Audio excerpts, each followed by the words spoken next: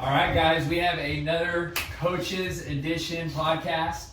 Last time we talked a little bit about what you guys are doing for your fitness. This time we're going to talk about what got you into training, how you became a coach and a trainer.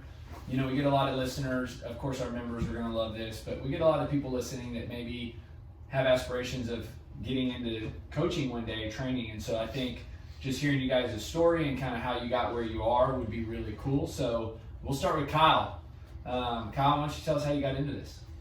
Well, I think it always starts with a love of fitness personally, and so you got to. We all had to fall in love with it first. I know for me, it was a huge confidence builder for me. I started out doing bodybuilding and loved it. That's how you got those biceps. Yeah, man, it's not from CrossFit. And that chest. So I just fell in love with it and just loved, it trains you not just physically, but mentally, emotionally. It brings a lot of confidence. And so, after doing it and being consistent for a long time and seeing results, you start to get people asking you, hey, what are you doing? Can you help me? You dive into it more knowledge-wise, and you're researching and you're trying different programs, trying different methodologies, and so I think just the longer I did it, the more I fell in love with it. So your story is unique because you were in a different career entirely, and sometimes people get into coaching part-time and then they kind of dabble in it, and then it becomes something that you do on the side. You kind of took a leap of faith. Mm-hmm. So how did that happen? Well, I tried to do it part-time. It didn't work. So I was in the tech industry. Shout out to my peeps at Tyler Tech. They're all listening. Yeah, right. And I was just, it wasn't what I was passionate about. I still loved fitness. I wanted to get into it so desperately. And I was going to CrossFit Obey at the time. Did you want to get into it because you felt like it was better than what you were doing, or what was it that made you want to get into it so bad? Just loved it so much, and I saw people did it for a living, and so I was like, well, I want to try that. And the biggest hurdle, is anytime you take a leap of faith, and especially in our industry, a lot of us are commissioned, and so you basically start at zero. And so I was married. Well, I am married. Was married at the time too. Still married. Same woman. Beautiful woman. Love you, babe. She will be listening. Yeah, she will. Anyways, so she was working at the time, and I was working at the time, and I tried to go in part time.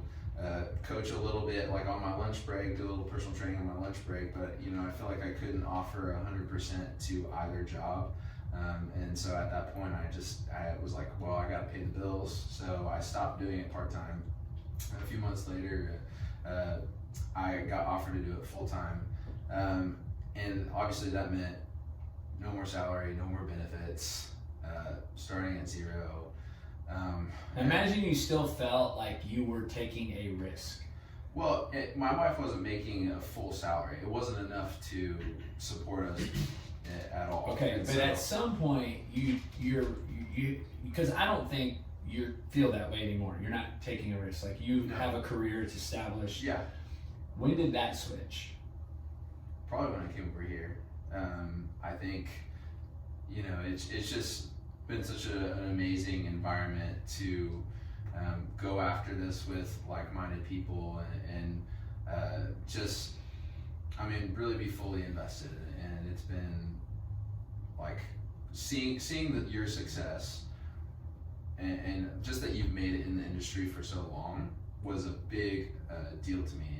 And Brandon was here too full-time at that point. I talked to him before I came on, and seeing people do it full-time was inspiring to me because I struggled for a little while, about 2 years before I came over here. And you know what, your story reminds me, and I know we'll have members listening, but it's kind of like doing CrossFit, right, for the first time.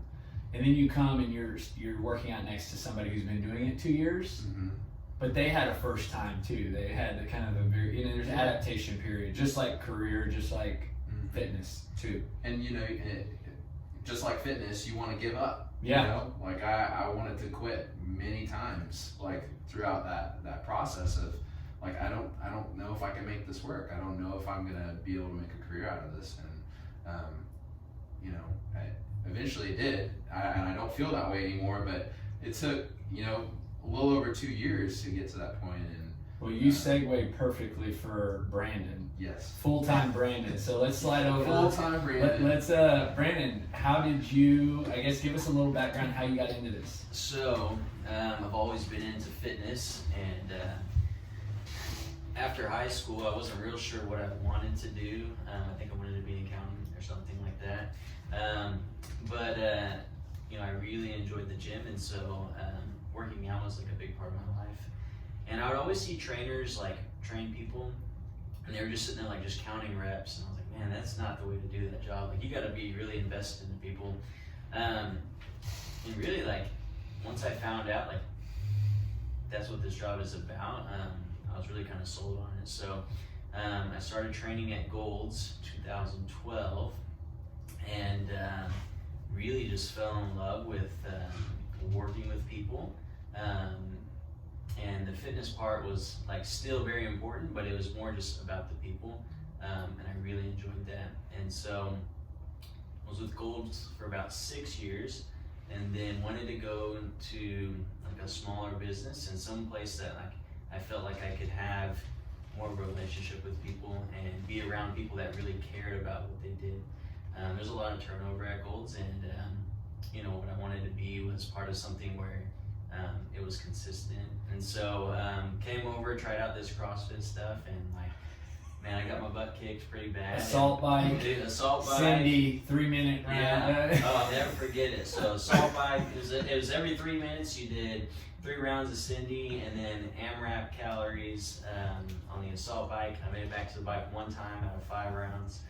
We had 2 minutes of rest in between each round, and so good workout. Oh, I gotta try it again, but it smoked me.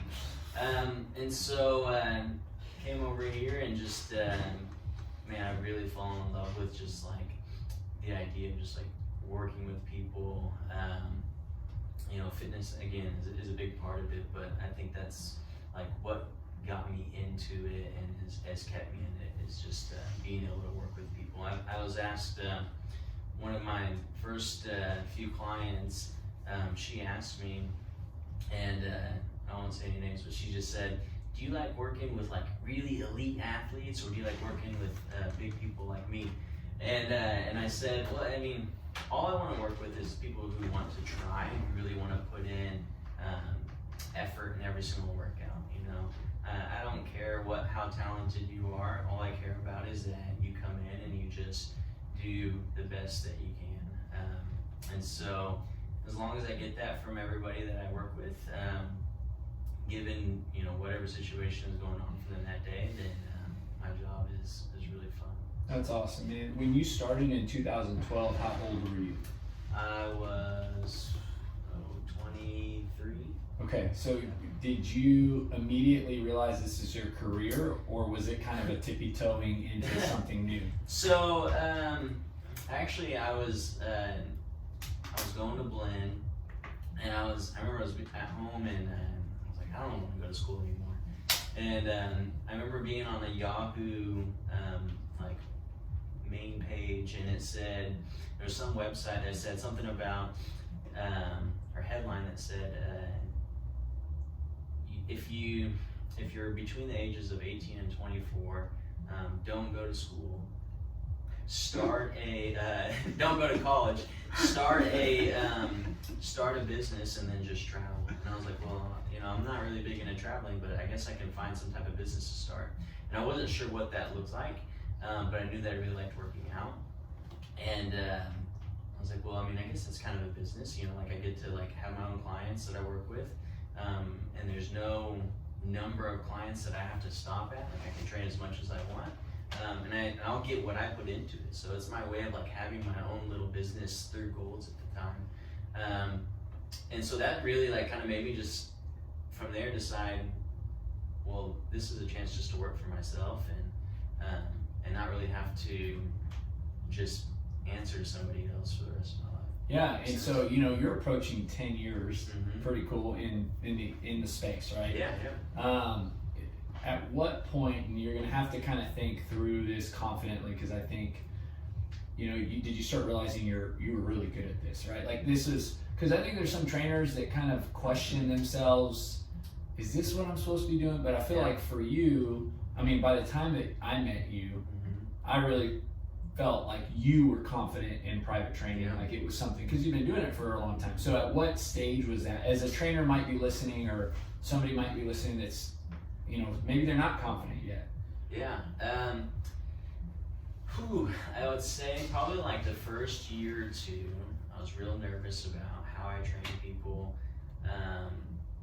And I got some really good advice from my buddy Noel, who's a trainer. And he said, the most important thing is that people just have a good time and that like you build relationships with them. And I thought, well, I can be a good friend to anybody. And so I think at like that point, it wasn't work anymore. And so I just enjoyed it. And I think that's how I felt like, okay, now that I enjoy this, like, I can really like take off from here. So I think that was what allowed me to feel more confident and feel like I was better at it. And I see that, with your clients, so they're like you called Jerry your best friend the other day. And you've been training him how long? Probably about almost 7 years now. Yeah, 7 years. And so, and I, as a trainer, I get that, I understand that. But somebody listening like might not fully understand how close you get. So can you, in a short answer, kind of explain that relationship, personal trainer-client relationship? Yeah. So I would think when I first started, it was like, oh, I just got to talk about working out. I got to talk about working out. And I don't think that like that's why people have trainers. If it was all about working out, like they would go out and they would find their own certification. They would go out and read their own books and do the research and figure out how to work out on their own. I think it's really more about having somebody to connect with. And so with Jerry, like him coming in, he had trainers, multiple trainers, and the last trainer that he had, he said she's not bad, we just don't really click very well. And in that moment, I was like, okay, well, he's not worried about the workouts. I mean, he's had somebody training him for 20 plus years before me. He just wants a good friend. And so it just makes it so much easier when you look at these people as friends, and that's really all they are. They're just people, and it's not about just the workout, right? It's more about the relationship, them having a good time, you having a good time, and putting those two together will make a great workout. It's awesome. Yeah. Well, let's transition over to Robert, your old roommate. He's still my roommate. Robert, yeah, that's right, neighbor. Neighbor, roommate if I get in trouble. Okay. So, Robert, tell us how you got into this. Oh man, so I've actually been involved in, I'd say, the health and fitness industry for a while now. Oh, time out, sorry. We unplugged. Oh, you're good. Nope, you're good. We're gonna roll with it. And okay, we're back. Go ahead. Alright, so I've actually been involved in the health and fitness industry for a while. Not so much as a coach, but I know my mom started working part-time at Aerofit when I was like 5. And so that moment on, I would always go to Aerofit, try to play basketball against guys twice my size and everything. Then from there, I played sports, track, basketball, soccer, football, American football, just in case there's any confusion. And then I wanted to go to school for radiology, look at trying to help diagnose people with any issues they may have from injuries.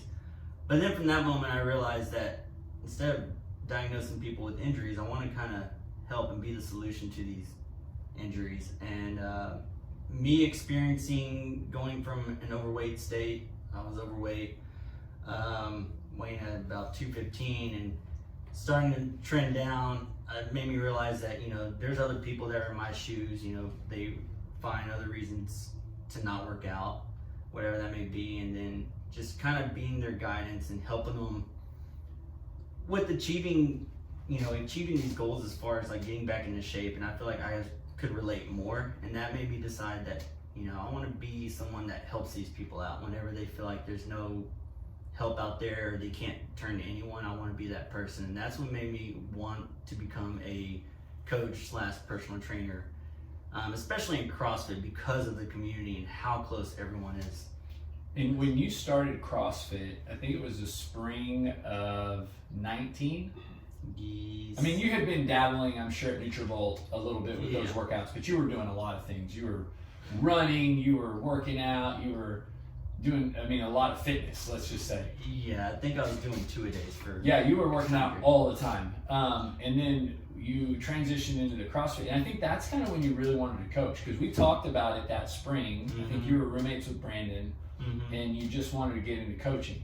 Right. And so you just shared a little bit of kind of that insight, but at what point did you really feel like, man, this is what I really want to do?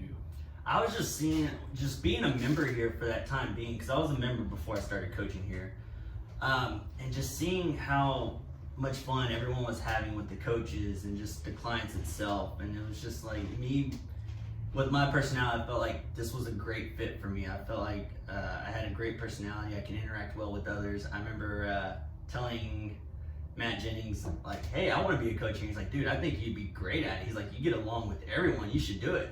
And at that point, I was like, man, I should do it. I just need to take my L1. So, honestly, it was just seeing how close everyone was. Like, even whether you're a coach or a trainer, everyone was close to everybody. Well, and I think a good thing for you to touch on is a lot of times people feel exactly like you're describing. They are members at a gym and they think it's so cool, but there's a learning curve, right? Oh, yeah. That now, you're now full-time coach. This is what you do for a living. You had to kind of make it over that hump, right? But what did you think or not know or assume in that I'm a member at a gym, want to be a coach, that now being a real coach, you realize either is not true or not accurate or different than you thought? Oh man, so I thought honestly being a coach at the time was just someone that went over the workouts and you watched everyone work out. But that is by far from the truth. You're coaching the whole hour, the full 60 minutes. You're going around, constantly coaching, and if there's anything that you maybe see someone doing that's just a tad bit off, you go correct it right away. You're just constantly moving, constantly talking, and just trying to help people out throughout this whole time. So at first, being a member, I didn't see that. I was just thinking, I just go over the workout, go through warm up, good to go. High fives. High five. See you guys. See you tomorrow. So that was definitely a huge, oh man, that one hit me pretty hard on that one. I don't even remember with 5 a.m. I messed up the Turkish get up. That was one of my first classes coaching on my own. I couldn't do a Turkish get up. And then I haven't messed up since. And so here's another question, the transition from full-time, from part-time to full-time, but what I was gonna say is part-time or full-time somewhere else, another kind of career path. And really as an adult, you transition into this industry full-time. You did part-time first and then you really transitioned full-time. So how's it different than, when I say the other industry, we'll call it not coaching. It doesn't matter really what it was because you had a couple different careers. Yeah. So I feel like with this one, there's more of a sense of purpose in the sense of like every day I get to come to work and I just get that pure enjoyment of someone being able to hit, a PR on a power snatch, someone doing a pull-up for the first time, kipping pull-up, and just to feel that sense of accomplishment from them. I feed off that energy, and that makes me feel so accomplished as a coach. Whereas, when I was in the corporate industry, I think for that one, the only time you really got praise, whenever you were praised for what you did was, I guess, when you collected money on an account that maybe owed a big debt. But I mean, it wasn't really that exciting personally. But you know, here in CrossFit we have Open, you know, the Open CrossFit Open, and that one you see people just do things they didn't think they could do, or just you know, hitting something that they've been working on for so long, and that just feels exciting. That's exciting for me as a coach. Yeah, and your path went from kind of more so group or CrossFit coach to private training. How was that transition, and how do you see those two things different? So I'm able to spend more time with the client one-on-one, doing personal training, kind of getting them set on their exact goals of what they're wanting to accomplish while they're with me one-on-one. I had a client that, you know, came in, he was just really not happy with himself, but then after working with him for the last 2-3 months, I mean, seeing his progress and just hearing how he's talking now, it's just, I can't even use words to describe it, but you know, couldn't do pull-ups and now he's doing pull-ups in the workout, and I just think that's so cool. But I got to give him that one-on-one attention, help him build there and see that progress grow. Whereas in CrossFit, you know, you get to see that grow, but it takes a longer time for it to happen. It's similar, but you don't have, it's not hyper driven. In other words, in a PT one-on-one, you know, you probably have in 3 months what it might take 6 to 9 months in a group. Exactly. Assuming they're coming to your class all the time. Exactly. Yeah. So. Well, cool, man. Thanks for sharing. Let's transition over to Craig. And Craig, how'd you get into this? I applied for the job. Oh, beyond that. So like to get into fitness, I would say everyone says like, Oh, mic check. Oh Did no. you do 1, 2? Good. We're gonna try not to do this 3 times today, but it might work here. And we're back. Joke wasted. Dang. Maybe not. Maybe not. All right. Hold on. I promise we're coming back full throttle. Literally kill the audience. Okay. Here we go. Don't lose your train of thought. You can just tell it again. I apply. Yeah, you can pick right back up. where We'll you- laugh like Oh. you're already. Better than the first time. At least it's on the video. Yeah. All right, test. All right, Craig. How'd you get here? Take 2. Alright, so how I got here into fitness, right? I would just say like teaching group classes, getting my bachelor's in health and human performance or exercise science in Northeastern State University up in Oklahoma.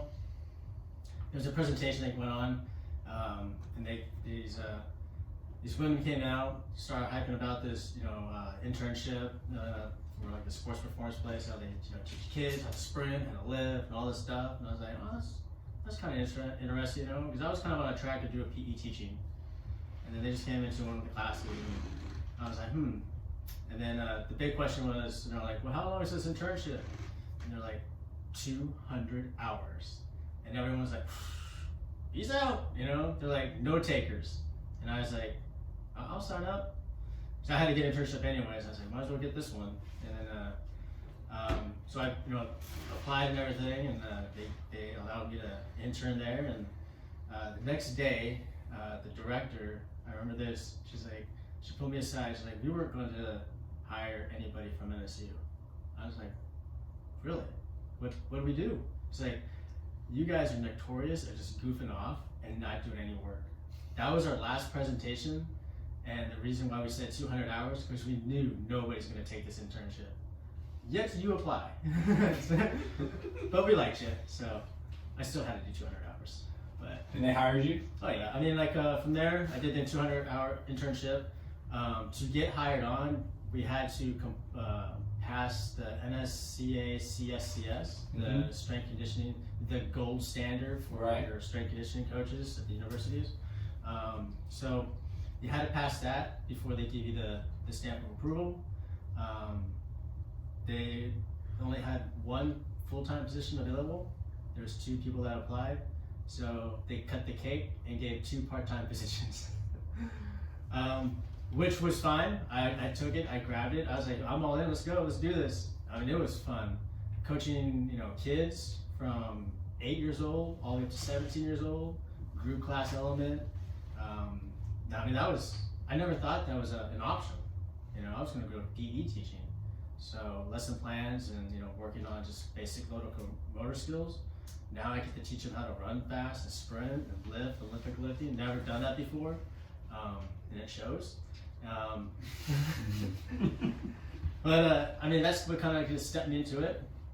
What got me to CrossFit was actually one of the coworkers watching the coach's room, and you know, her was like, "Hey Pam, what are you looking at?" She's like, "All that CrossFit stuff." I'm like, "Whatever." And I was like, "What's this?" And you were already career-minded in this industry. Oh, yeah. I mean, I was dead set. Was after that internship, it's just like, you know, I just moved the ship a little bit off, you know, from public, you know, education and health to more of a private. And that was a while back. So in your mind, because now you're probably 13 years forward to that. Yeah. So in your mind, where did you see this taking you? Oh, I thought, I literally told my ex-wife, you know, hey, I'm gonna work there till I own the place. You know, I was dead set. I want that director's job. I want to be owning that thing. I want to be, you know, running, you know, coaches through the program and stuff, getting internships and stuff. I was dead set. And then CrossFit kind of detoured you? No, the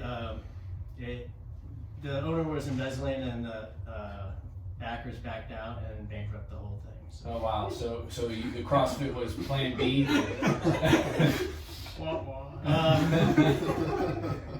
CrossFit wasn't really part B. You know, I did the CrossFit stuff on the side of stuff. At first, I had my, you know, because I came from the university, and like this was going against the grain. If you've done the OG CrossFit stuff, you know it's like it was very against the grain, against the bodybuilding stuff, very elitist attitude about it. And I was just kind of like poking holes and stuff like that, you know. And then, I worked at a personal training at the university, Tulsa University, and I actually got tired of doing the bodybuilding routine for people, and I was like, I want to change. I want to make CrossFit to bodybuilding. So you transitioned from that other place into a private training setting at the university. Yeah. And then transition into coaching CrossFit. Yeah. So I saw like Tulsa across Tulsa said they were doing a moving. You know, they're moving out of the garage into a kind of warehouse, and I was like, and they could ask for volunteers for movers, and I replied, and I was like, hey, I'll be there. And they're like, who are you? And it's like, you're not a member at the gym and stuff. And actually that gave me a big break, because they found out, you know, what I'd done in the past, coaching group and stuff and PT, and they said, you're hired. I was like, Full time? yeah, well, I thought it was just a hire to move. You're coaching Monday morning at 5 a.m. Well, I mean, that's what it turned out to be. And that was, I mean, just talking about a person who hasn't got to level 1 yet. And they said, we're going to put your foot to the fire. You have more experience coaching and stuff than we do. We need to know. And then how was that adaptation, or how was that for you, never attending a level 1 but transitioning straight into coaching? I think it felt, I mean, to me, it felt smooth. Actually, if I look back, probably not the smooth. Just because I did the group. I mean, I was teaching kids and stuff. I mean, I have, you know, kids that can't figure out left or the right. So teaching an adult, you know, it was a little bit easier. I was like, this is easy, you know. They know when to go to the bathroom. Sometimes. So that transition was easy, but I mean, once I taught it, I mean, that was like the level 1, and then it just took off from there. You know, and your story is kind of interesting, because I think you wandered away from the industry. Yeah. And then you came back, right? So what drew you back in?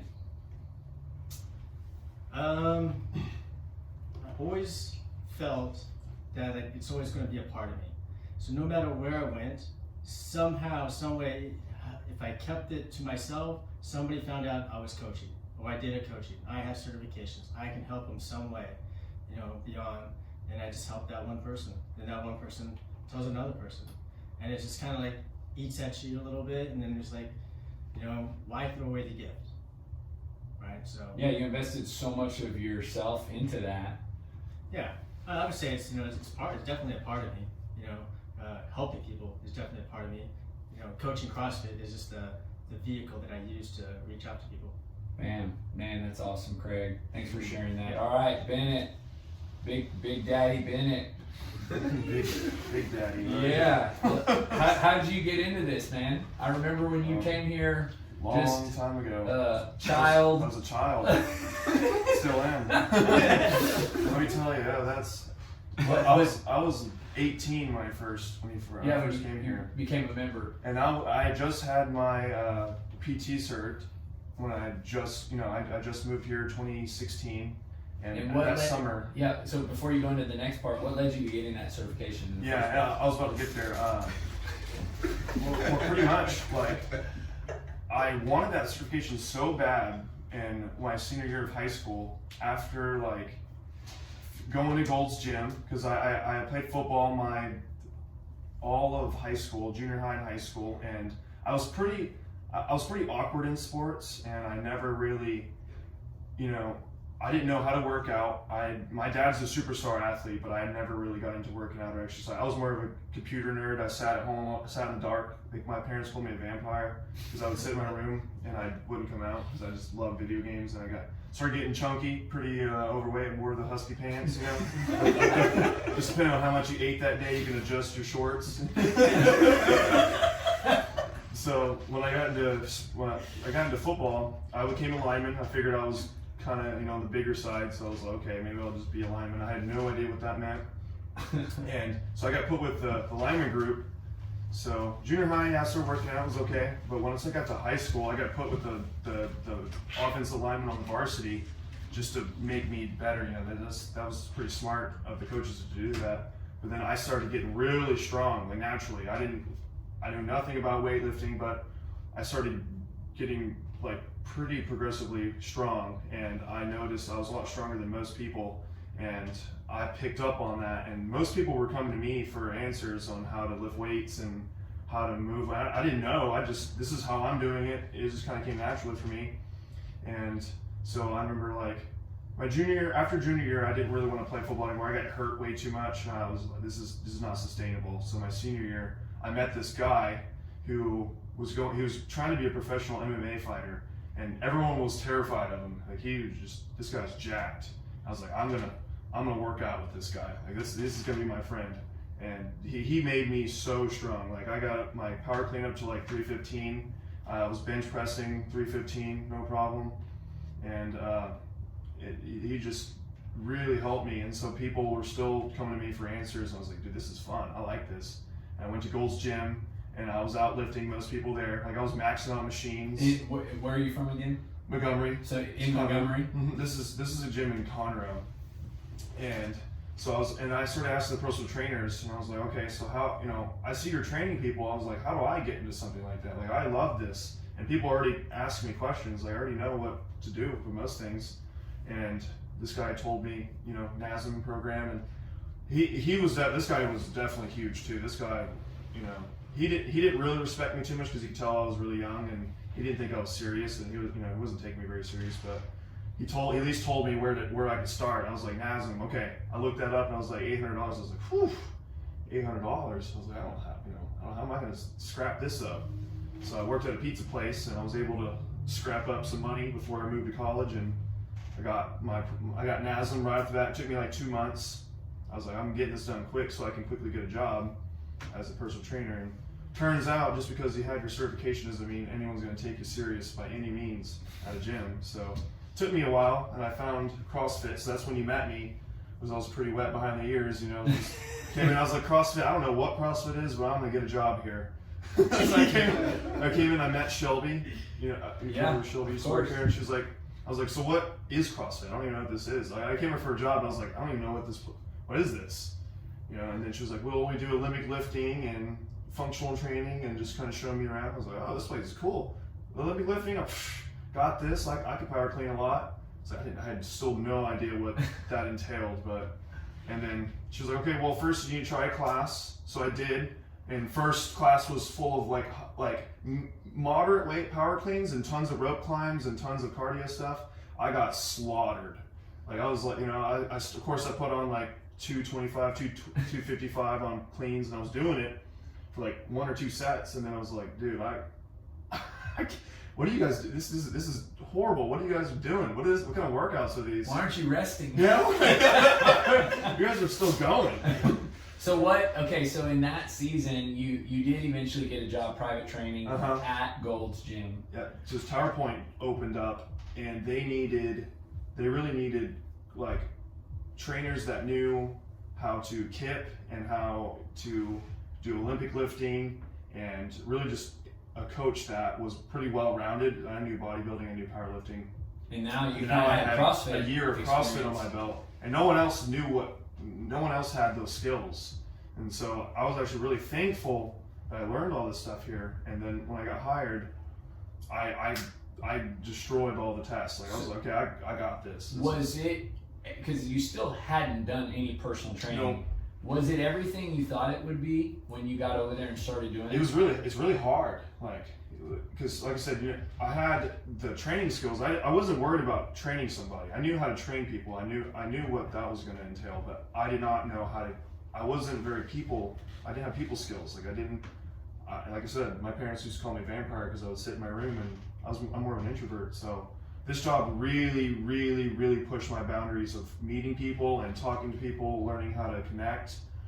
Because that's what this job is. This is like, it's way less, like Brandon was saying, you can write a program, it doesn't matter. They don't care about your program.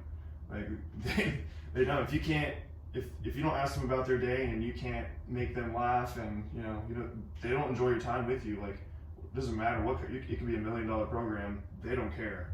They won't train with you. So it's like I started learning more about, okay, now I need to make friends. Like this is what this is about. Like I met Nick Singleton, who's been a trainer forever here, and he's like, okay, listen to the title of your job, personal trainer.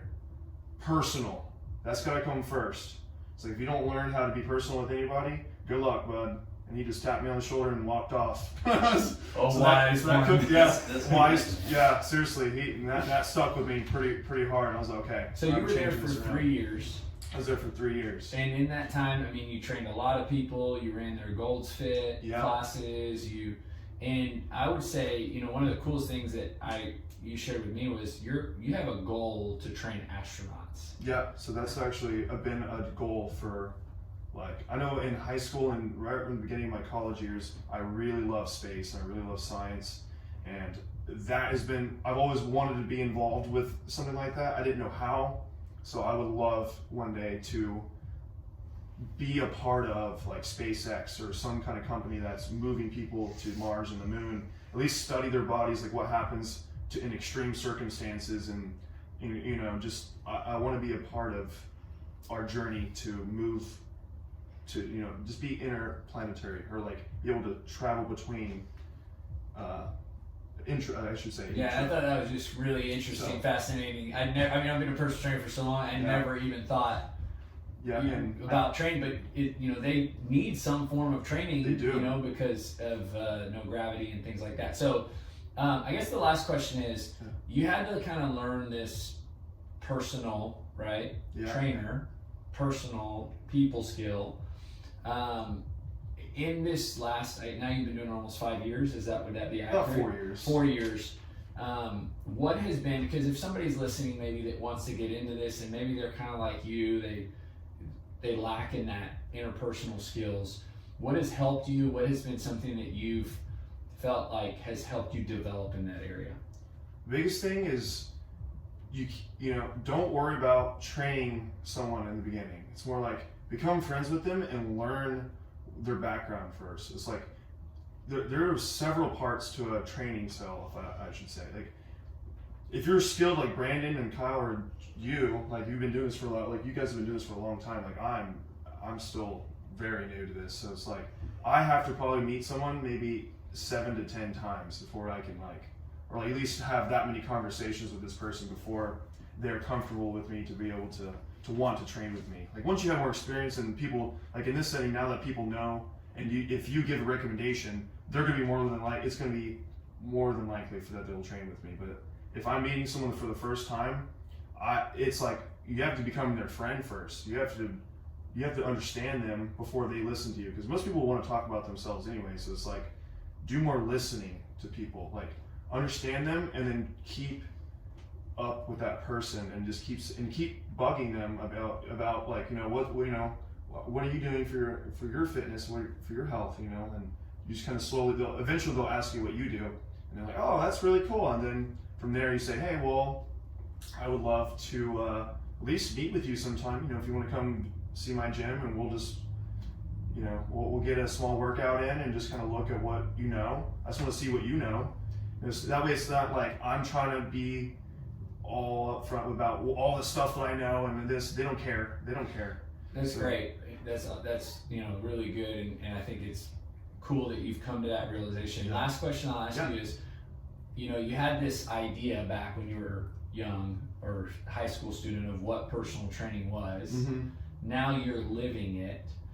What is one of the unexpected perks or one of the unexpected positive things about the job that you never knew back when you were 17 years old, admiring the Gold's Gym trainers, that now you're living it? What is that? What would you say that is?